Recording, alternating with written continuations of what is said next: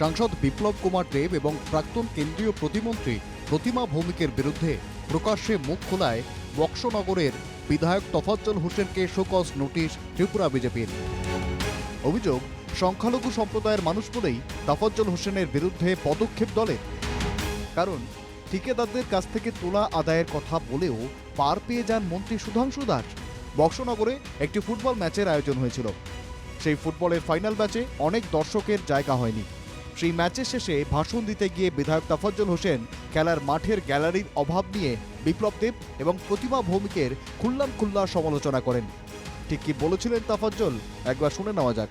প্রতিটি খেলাতেই আমরা দর্শকদের জায়গা দিতে পারিনি, তার জন্য আমরা যাকে ভোট দিয়ে এমপি বানিয়েছিলাম প্রতিমা ভৌমিক মহোদয়া, উনার কাছে বলেছিলাম যে আপনার এমপি ফান্ডে থেকে আমাদের কিছু টাকা দিন, তাহলে আমরা উত্তর দিকের গ্যালারিটা করতে পারবো। উনি আমাদেরকে দেয়নি। তারপর আমরা যাকে ভোট দিয়ে পাস করেছি বিপ্লব দেব মহোদয় এমপি, তিনি উনাকে বলেছিলাম যে আমাদের কিছু টাকা দেওয়ার জন্য দেয়নি।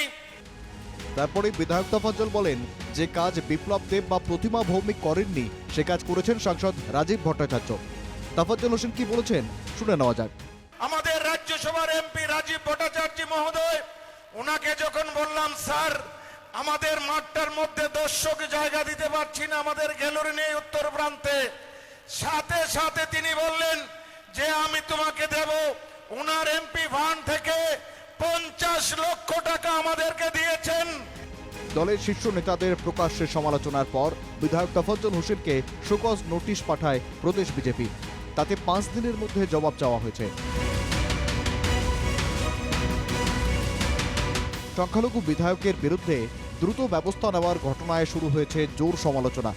অভিযোগ উঠেছে, সংখ্যালঘু সম্প্রদায়ের তফাজ্জলের বিরুদ্ধে বিজেপি এত সক্রিয় কারণ রাজ্যের মন্ত্রী সুধাংশু দাসের বিরুদ্ধে কোনো ব্যবস্থা নেয়নি দল।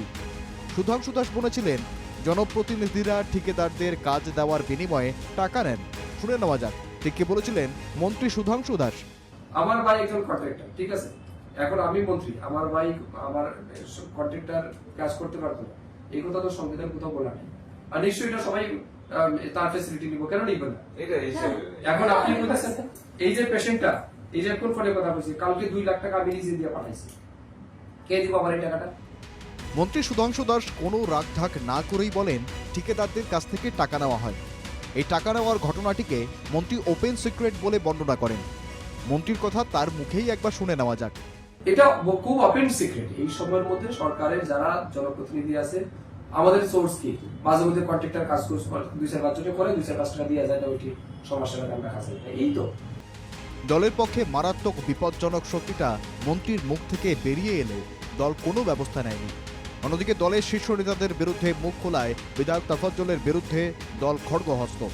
স্বভাবতই প্রশ্ন উঠছে, তফাজ্জল সংখ্যালঘু সম্প্রদায়ের বলেই কি বিজেপির এই কঠোর অবস্থান?